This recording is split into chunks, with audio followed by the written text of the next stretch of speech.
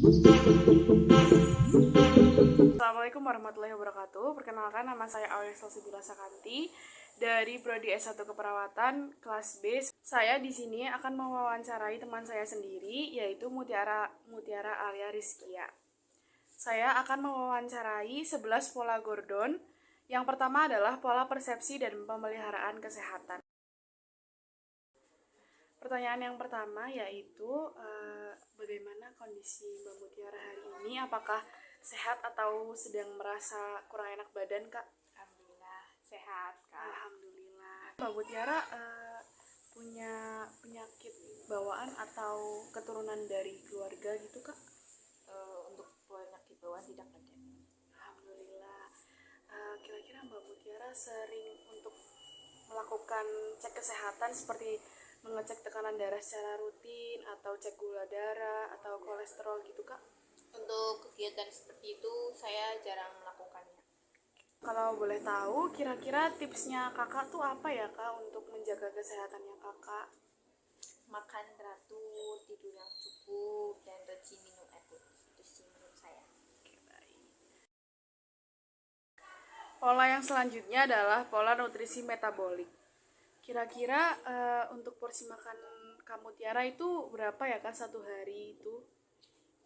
Tergantung kegiatannya sebenarnya. Kalau semisal kegiatannya padat, itu biasanya teratur 3 kali. Tapi kalau semisal longgar itu kadang 1 kali atau 2 kali sehari. Untuk makannya satu hari itu Kakak ada target nggak sih? Kayak satu hari itu harus ada sayuran atau memang buah-buahan? Enggak. Yang penting perut terisi aja sih sebenarnya, biar nantinya ketika kegiatan padat atau longgar itu enggak terlalu membebani tubuh. Oke, baik. Untuk alergi makanan apakah ada, Kak? Ada itu ikan-ikanan tapi yang terlalu berlebihan sama daging, telur. Oke, baik. Selama makan itu kira-kira ada keluhan sulit menelan atau mual atau muntah gitu, Kak? Iya, apalagi kalau makannya terlalu cepat itu pasti sering mual. Tapi untuk sulit menelan itu nggak ada masalah. Seringnya itu mual. Kira-kira kalau mualnya itu kenapa ya, Kak? Karena mungkin kalau orang pikiran saya sendiri mungkin karena makannya terlalu cepat karena keburu waktu, terus jadinya langsung kegiatan tanpa menunggu makanan turun dulu. Jadi mungkin saya rasa itu mualnya di situ. Untuk penurunan berat badan apakah ada, Kak, setiap 1 bulannya gitu? Iya, kadang terjadi sampai 1 kilo 2 kilo. Untuk target satu hari itu berapa gelas, Kak, untuk meminum air putih? Kalau bisa sehari bisa 2 liter. Terus kalau misal ya tergantung kegiatannya sih. Kalau misal dari sehari itu jadwal kuliah itu padat banget, berarti target itu 2 liter lebih. Kalau misal nggak terlalu padat, berarti mungkin yang 1 liter atau 2 liter kurang. Untuk minuman yang mengandung gula itu biasanya kamu Tiara ada nggak sih targetnya? Misalnya satu hari hanya minum satu botol 250 mili atau tidak sama sekali? Kalau saya sih targetnya mungkin dalam 1 minggu itu kalau bisa minum cuma 1 atau 2 botol. Itu pun jangan terlalu sering dalam setiap minggu. Kalau bisa mungkin per bulan 2 atau 3 kali. Untuk kamu Tiara, berapa frekuensi BAB dan BAK-nya per hari, Kak? Kalau buang air besar itu tergantung pola makannya ya. Kan karena saya suka pedas, itu ya kalau semisal frekuensi makan pedasnya sering, berarti bisa dibilang 2 hari sekali ada lah untuk BAB. Tapi kalau untuk PAK karena saya minumnya juga sering, itu mungkin 10 kali lebih ada, mungkin bolak-balik kamar mandi. Kalau untuk BAB-nya itu kan kakaknya suka makan pedas gitu ya. Kira-kira ada perubahan nggak sih untuk warnanya? Atau warnanya tetap konsisten ketika kakaknya makan makanan normal? Kadang untuk makan pedas itu bisa agak gelap, tapi nggak coklatnya coklat apa ya? Istilah coklat yang normal gitu, tapi menguning juga pernah sempat menguning. Habis itu kalau misal lagi sering makan sayuran berarti agak gelap banget. Untuk saat BAB itu kira-kira kakaknya ada keluhan sakit atau nyeri gitu kak? Untuk saat BAB nggak pernah, tapi setelah BAB pasti ada di bagian anus itu agak sedikit apa ya, kalau semisal untuk berdiri lama-lama itu nggak bisa, tapi kalau untuk duduk masih bisa. Tapi setelah itu udah sih sembuh, cuma di saat itu aja setelah BAB. Untuk BAK-nya, buang air kecilnya itu kira-kira warnanya tetap konsisten atau ada perubahan gitu, dan kira-kira ada berapa gelas ya kak, kalau misalkan kita umpamakan dengan gelas itu BAK-nya Kak Mutiara satu hari itu kira-kira berapa cc? Kalau semisal dalam sehari itu minumnya bisa dibilang jarang, itu bisa gelap ya. Kan biasanya kalau minum bolak-balik terus, kayak setiap habis dari WC BAK pasti habis itu minum lagi, habis BAK minum lagi, kayak gitu terus polanya. Tapi kalau semisal sering banget minum berarti kan warnanya agak bening. Terus untuk cc atau ukurannya mungkin karena sering bolak-balik 500 ada mungkin, karena minumnya juga banyak. Untuk saat buang air kecil ada nyeri atau keluhannya sakit itu? Nggak ada, alhamdulillah aman. Alhamdulillah tidak ada. Apakah kakaknya pernah menggunakan obat untuk membantu eliminasi? Belum pernah. Belum pernah. Untuk penggunaan alat bantu, apakah kakaknya pernah seperti contohnya itu mikrolak itu kak pernah? Belum Pernah. Oke. Untuk kamu Tiara, apakah bisa cerita sedikit tentang kesehariannya kamu Tiara sebagai mahasiswa, seperti pola makan, minum, terus berpakaian, itu kira-kira kakak mandiri dengan diri sendiri atau dibantu dengan orang lain kak?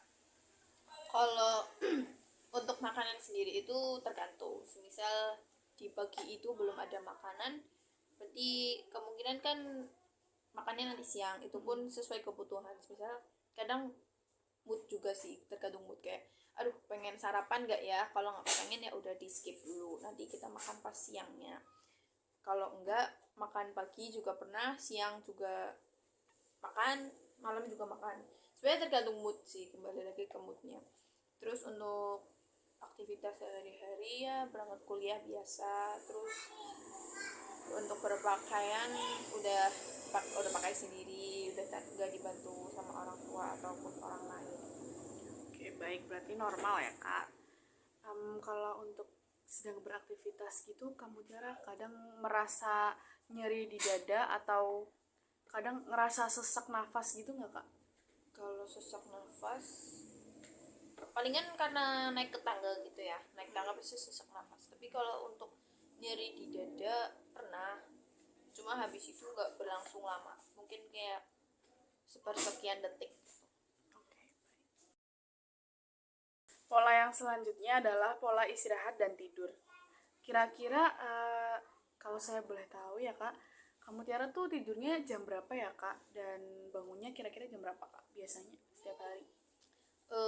Kan jam 9 udah selesai kegiatan ngaji, itu pun kadang jam 10, 11 masih belum bisa tidur, sekitar jam 12-an mungkin. Jam 12 malam Seringnya ya? sih jam 12. Oke. Terus setelah itu bangun paginya jam berapa kak? Bangun paginya jam setengah 4. Untuk kamu Tiara, kira-kira ada kegiatan nggak sih sebelum tidur kamu Tiara tuh? Kira-kira ada kegiatan yang dilakukan atau enggak? Untuk tidur sebenarnya kegiatan biasa lah, bersih-bersih, cuci muka, terus pakai skincare, sikat gigi dan lain-lain. Kalau misal susah banget untuk tidur, biasanya sih saya ini sedikit stretching ya untuk membawa tidur. Kira-kira apa tuh kak stretchingnya yang untuk bawa tidur? Ya yang simpel-simpel aja sih, kayak peregangan, terus ya dari kepala gitu, atau mungkin diusahakan bisa tidur, dipaksa tidur, biasanya sambil dengar murotalan atau mungkin baca buku gitu. Oke, baik. Selama kakak tidur tuh ada gangguan nggak ya? Kayak mimpi buruk misalnya? Kalau mimpi buruk pasti terjadi, cuma nggak selalu. Terus tiba-tiba itu kalau lagi istilahnya kita mimpi lagi di tangga, kita nggak sengaja nggak apa ya, istilahnya nggak sampai ke tangga itu tiba-tiba kayak jatuh, itu pasti pernah. Kayak ya ke bawah saat tidur juga pasti pernah. Habis itu kebiasaannya sih itu aja. Untuk sleepwalking kayak tiba-tiba nangis juga pernah, tapi kalau untuk sleepwalking itu belum pernah sih. Bagaimana persepsinya kamu Tiara terkait kualitas dan kuantitas tidur itu? Kira-kira kamu Tiara puas nggak sih tidur hanya dari jam 12 malam, setelah itu paginya jam setengah 4 sudah harus bangun dan melakukan kegiatan? Sebenarnya kurang banget, karena istilahnya dari kita hutang tidur itu kita jadi bayar, tapi di saat yang salah. Misal habis zuhur saya udah mulai ngantuk, saya pasti nanti tidur biasanya sampai maghrib, itu nanti akan terulang-ulang terus, akhirnya malam itu nggak pernah tidur. Itu jadi balasannya siklusnya di situ, balasannya di situ. Jadi kayak untuk manajemen tidur sendiri juga udah susah, untuk karena kegiatan kan memang patokannya udah kayak gitu terus. Oke, baik. Kamu Tiara sendiri tahu nggak ya pengaruh dan efek dari penyakitnya kamu Tiara punya itu? Kira-kira kamu Tiara tahu? Tahu. Kamu Tiara, apakah ada kelainan dalam memori atau daya ingatnya kamu Tiara gitu sewaktu-waktu?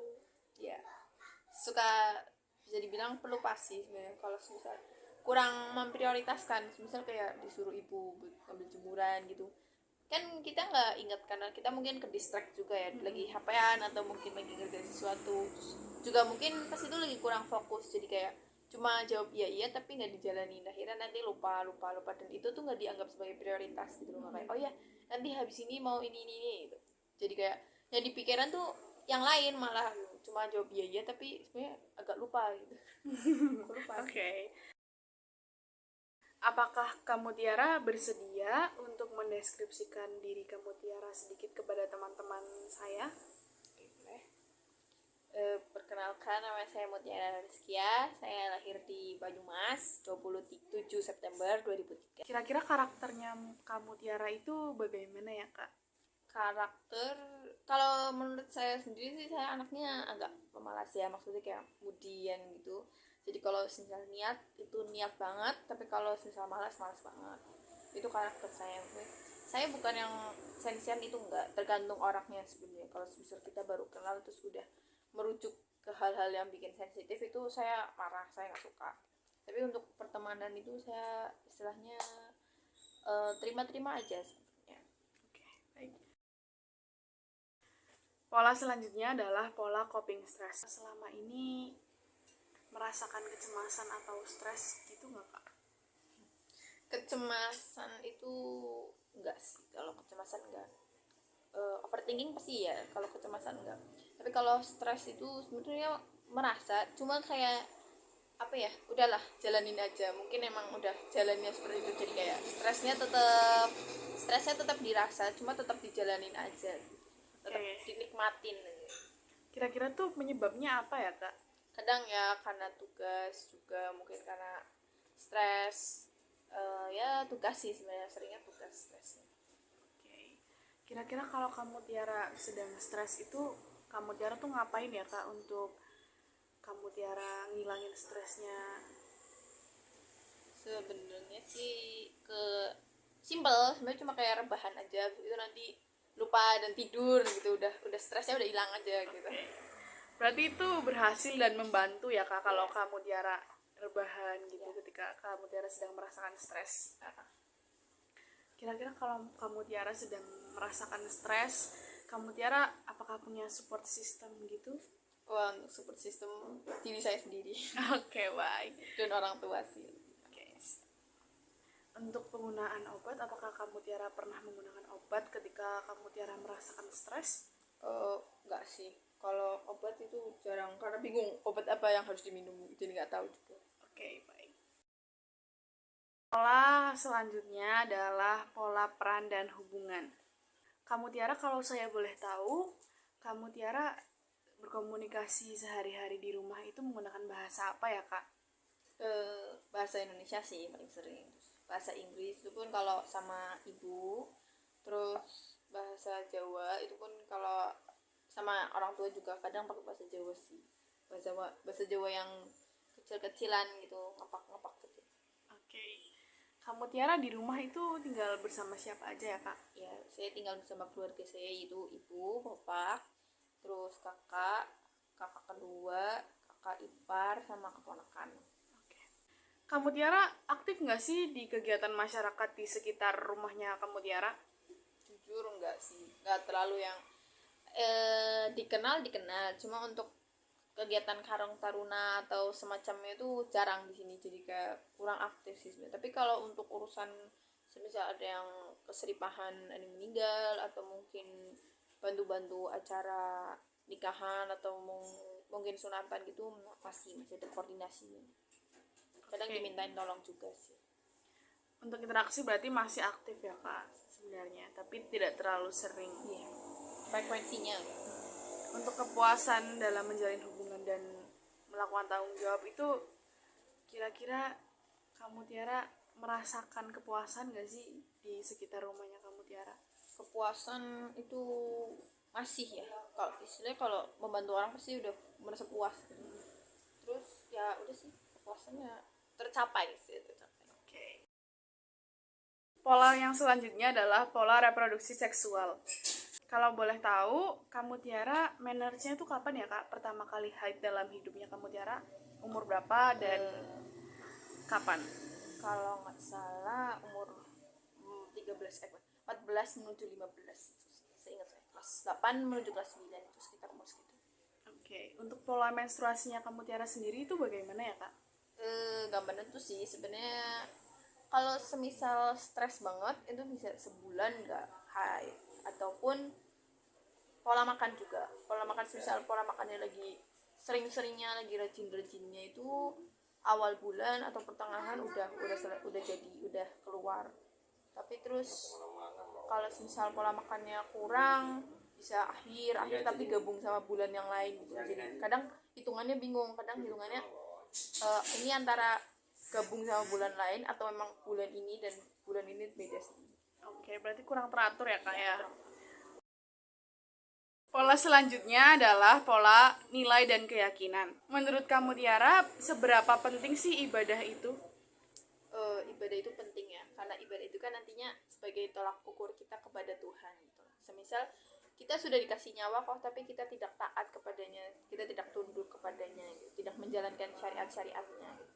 Itu istilahnya udah dikasih nyawa tapi balasannya apa itu kan makanya kita diciptakan itu kan sebenarnya untuk dilihat gitu loh, ketaatannya sebagai seberapa gitu, sebagai tolak ukur sih untuk nantinya di akhirat bagaimana. Apakah ibadah itu bisa membantu kamu Tiara ketika menghadapi kesulitan kak?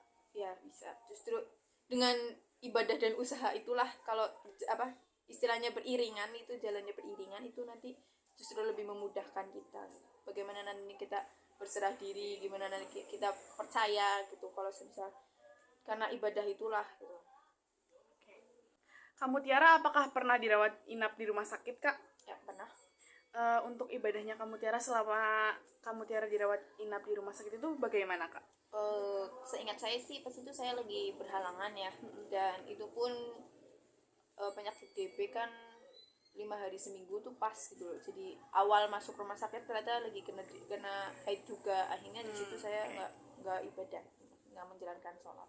Oke, kalau misalkan kamu Tiara nih dirawat oleh perawat yang berbeda agama, itu kira-kira menurut kamu Tiara gimana ya? Apakah kamu Tiara bersedia atau tidak? Ya fine aja sih sebenarnya, asal dia itu melakukan pekerjaannya sesuai SOP gitu, nggak melanggar apapun. Itu kan juga bagian dari pekerjaan dia, dan kita sebagai pasien itu kan tidak bisa memilih-milih gitu. Kita istilahnya sebagai pasien muslim itu nggak usah milih-milih yang terlalu diskriminatif gitulah kan.